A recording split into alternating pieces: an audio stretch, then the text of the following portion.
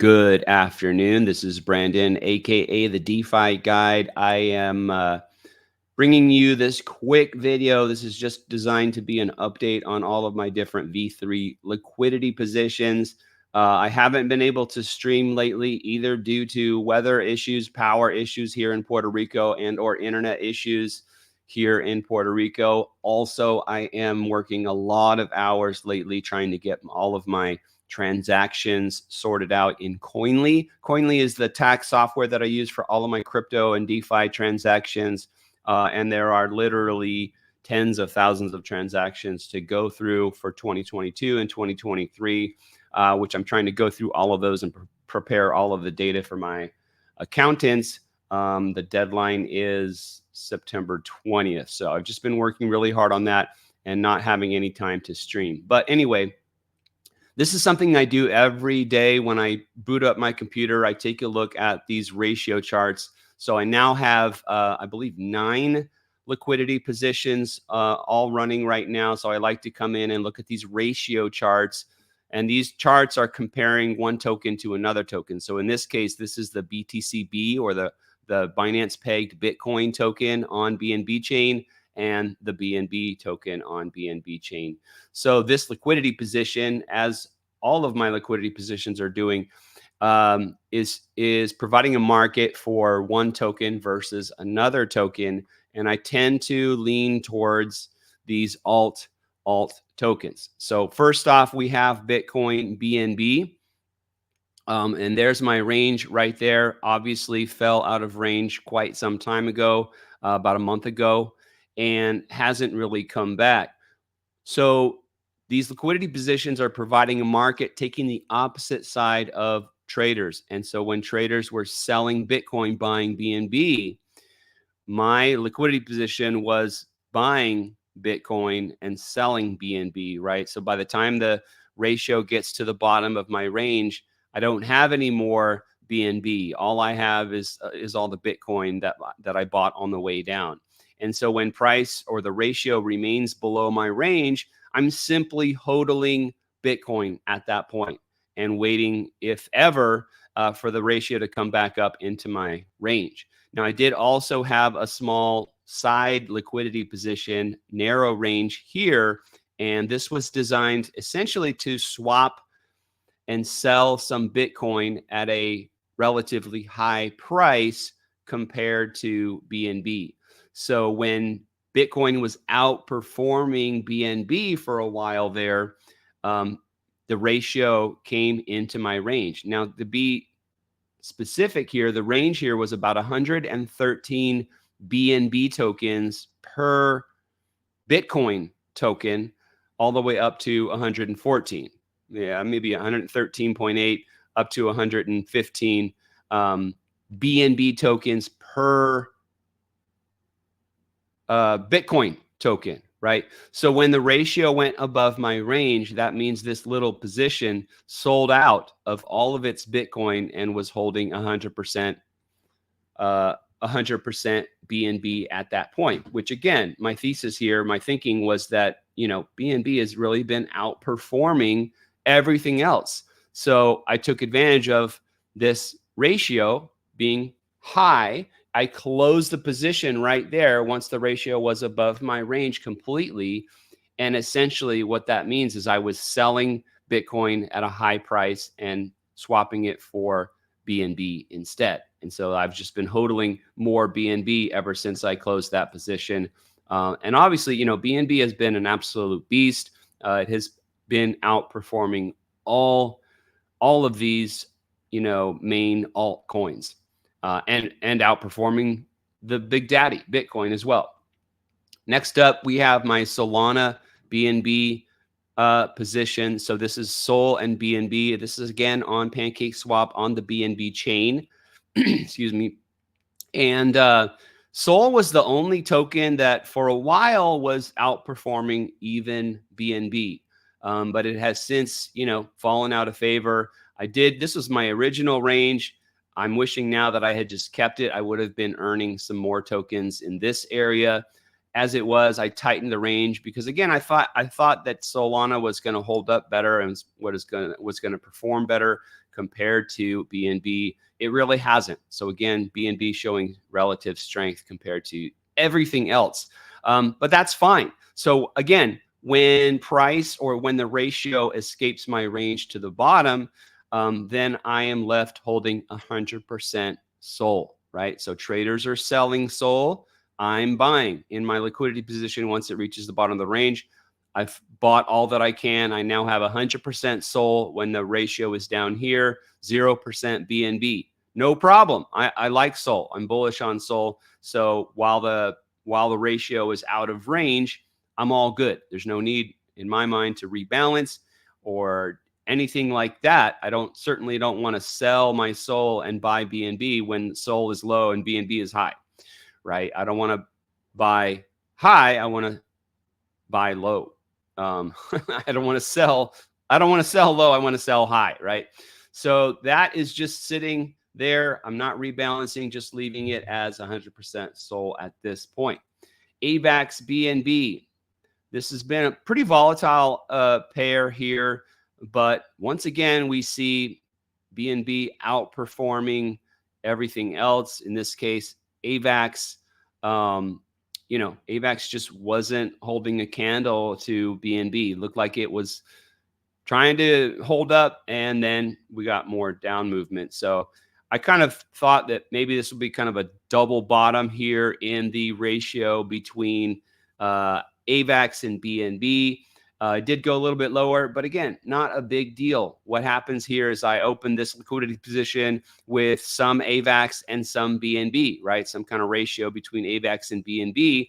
But again, once the ratio escapes my range to the downside, now I'm holding 100% AVAX.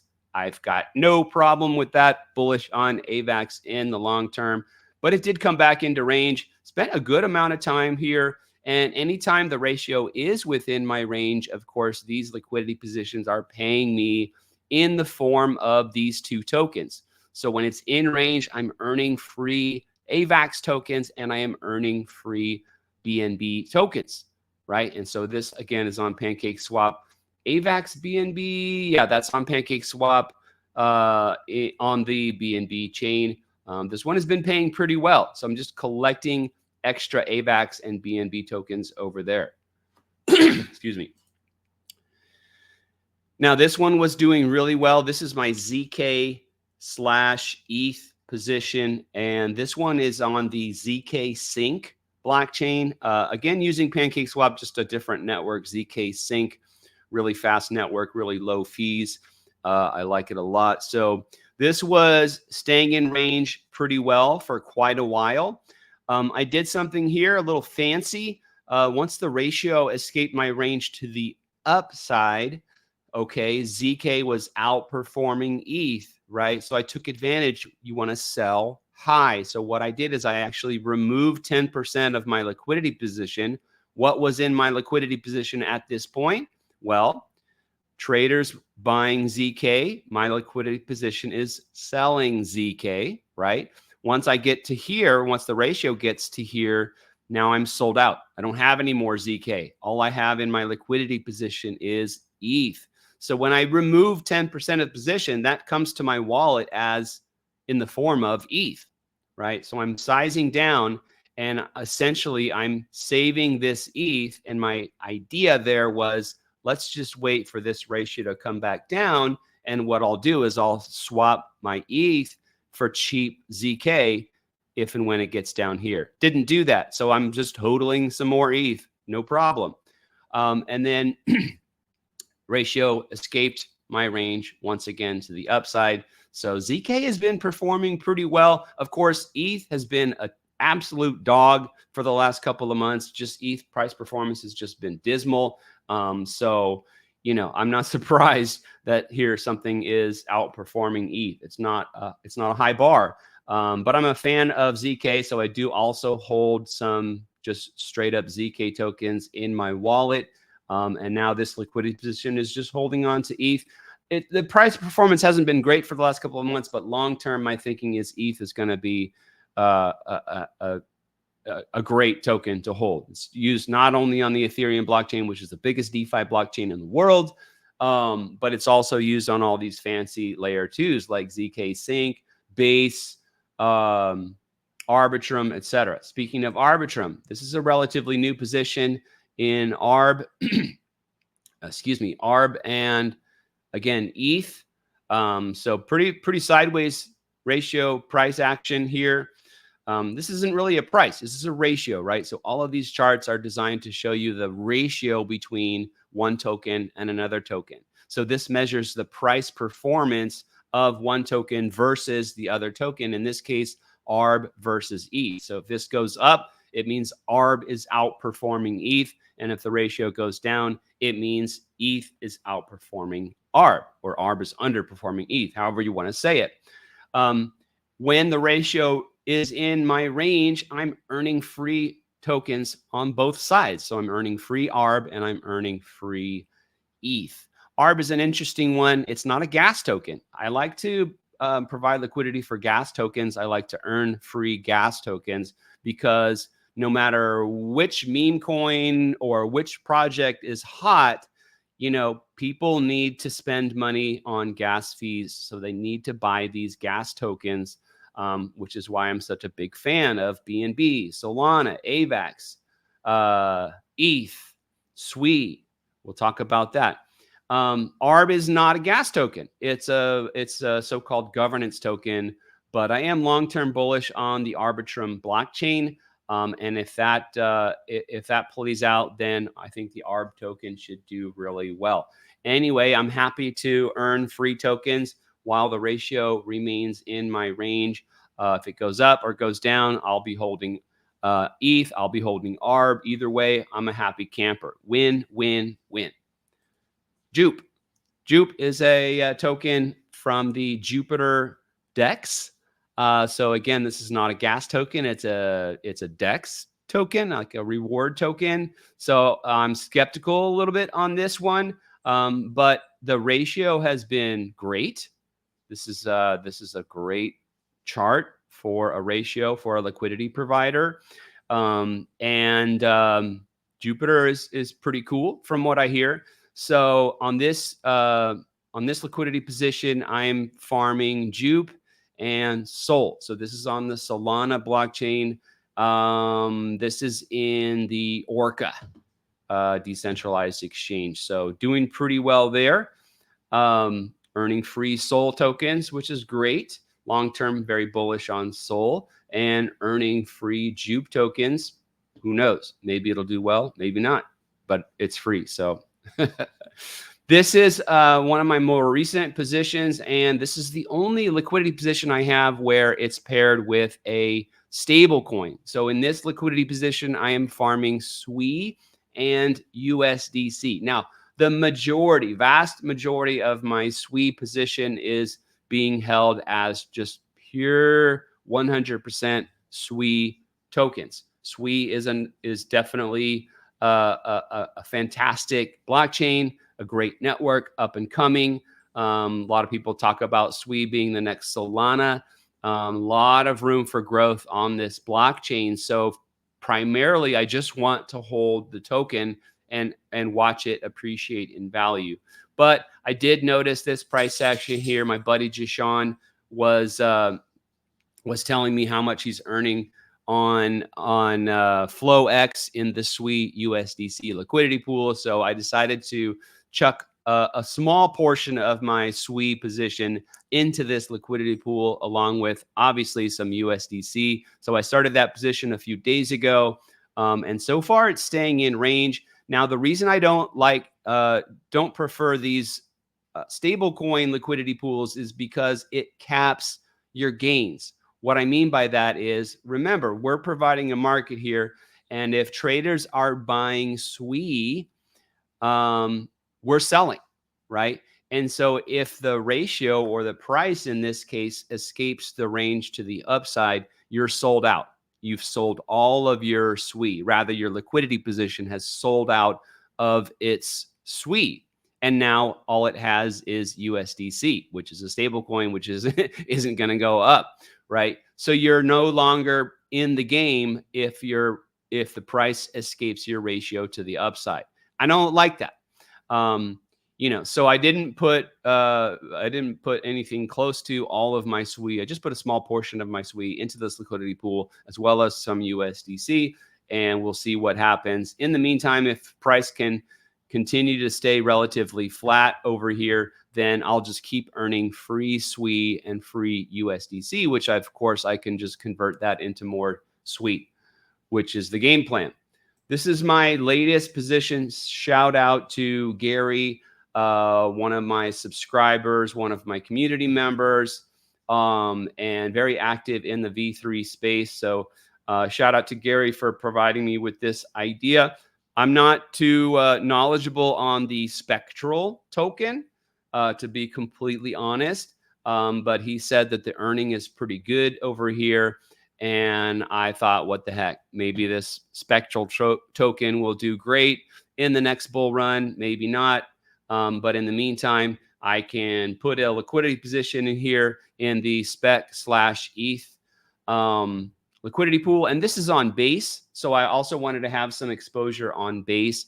And the DEX that I'm using for this is something called Aerodrome. We're going to be talking about Aerodrome this weekend.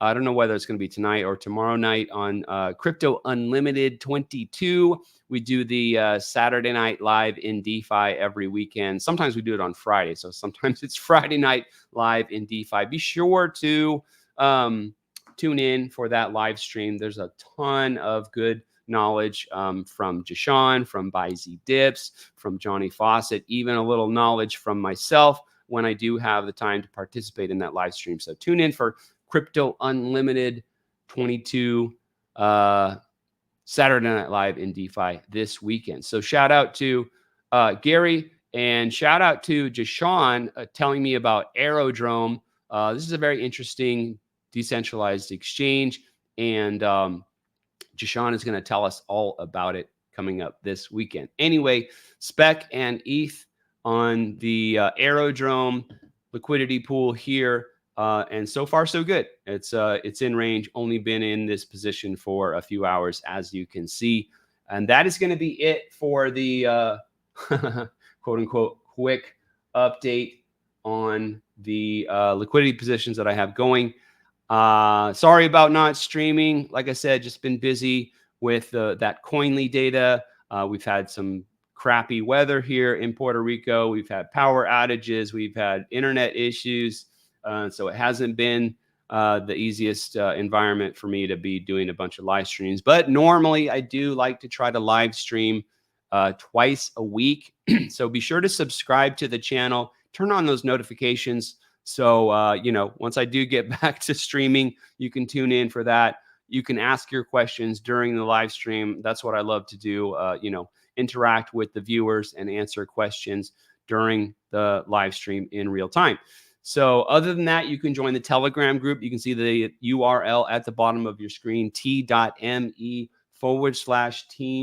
drip guide. This is a completely free chat room.